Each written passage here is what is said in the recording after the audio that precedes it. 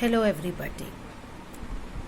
Today our lesson is Uncle Podger leaves for work. Okay?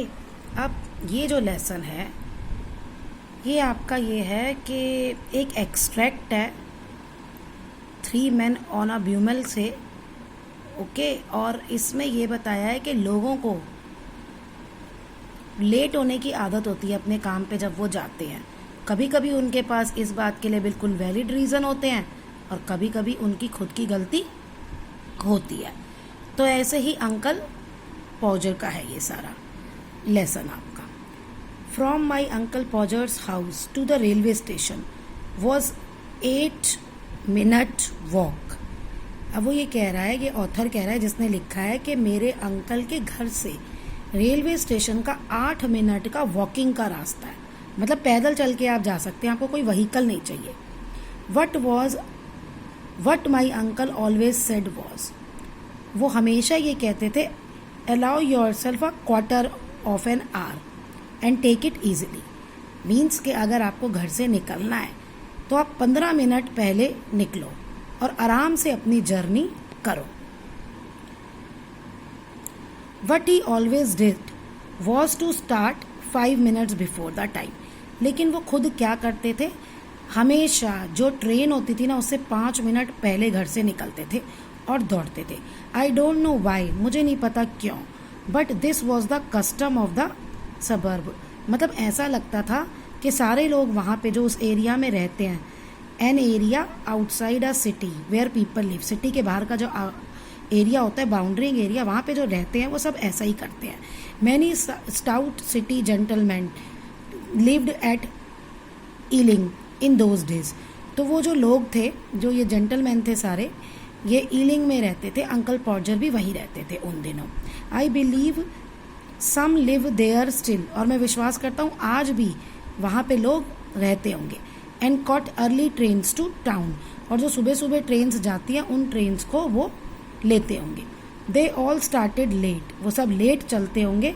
They all carried, देखिए उन्होंने वो अपने साथ क्या लेके जाते थे लोग, अ black bag and a newspaper in one hand. एक हाथ में ब्लैक बैग और न्यूज़पेपर और दूसरे में अम्ब्रेला.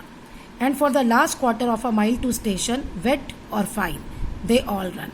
अच्छा, अब जो लास्ट क्वार्टर ऑफ माइल होता था, मतलब मान लो स्टेशन का रास्ता 1 माइल का है तो 1/4 पे जो थे, ठीक है, वो दौड़ते थे बिल्कुल, चाहे उनकी जो भी कंडीशन हो. Folk with nothing else to do, ये वाला जो पैराग्राफ है इसको हम लास्ट में करेंगे. ओके, पहले यहाँ से आगे कंटिन्यू हो रही है story. It was not that my uncle did not rise early enough. कहता ऐसा नहीं था कि मेरे अंकल जल्दी नहीं उठते थे. It was that troubles came to him at last moment, लेकिन एंड में कोई ना कोई ट्रबल उनको हो ही जाती थी, कोई ना कोई मुसीबत उनके साथ लास्ट मोमेंट पे हो ही जाती थी.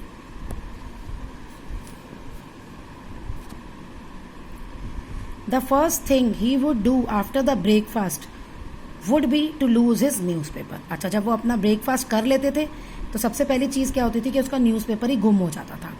We always knew when uncle Podger had lost something by the expression of astonished indignation with which on such occasion he would regard the word in general.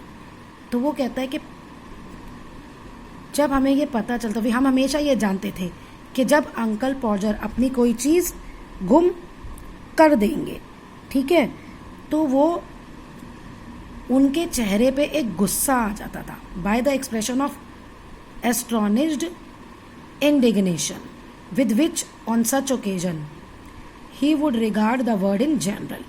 और फिर वो कहते थे कि जैसे हम कहते नहीं, अरे ये तो सब हो गया, तुम सारे एक जैसे ही हो, पूरी दुनिया ही एक जैसी होती है. तो ये वही कह रहा है, he would regard the word in general. It never occur to my poser to say to himself, कभी उनको खुद नहीं लगता था कि भाई मैं खुद को भी बोलूँ कि ये गलती मेरी है.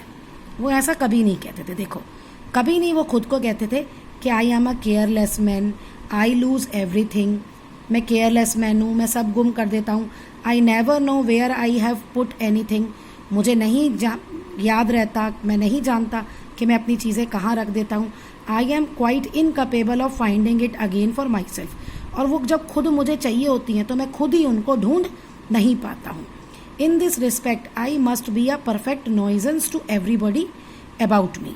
तो कहता है मेरे बारे में हर एक को घर में यही है कि ये तो सिरदर्दी है सबके लिए। I must set to work and change myself. तो मतलब मुझे खुद पे काम करना चाहिए और खुद को चेंज करना चाहिए। वो ऐसा कभी भी खुद से वो नहीं कहते थे। On the contrary, by some peculiar course of reasoning, he had convinced himself that whenever he lost a thing, it was everybody's else fault in the house but his own। क्या कहते हैं वो, कहते हैं और बजाय इसके कि मतलब वो खुद को कहे मेरी गलती है, तो कुछ ना कुछ कारण ढूंढ लेते थे और ये कन्विंस्ड मतलब विश्वास दिलवा देते थे खुद को कि जो चीज़ गुम हुई है वो किसी दूसरे, घर में जितने लोग हैं ना उनकी गलती की वजह से हुई है, उनकी वजह से नहीं हुई है। I had it in my hand not here a minute एगो, ही वुड एक्सप्लेन। तो वो खुद को कहते हैं 1 मिनट भी नहीं हुआ था, वो चीज़ तो मेरे हाथ में थी।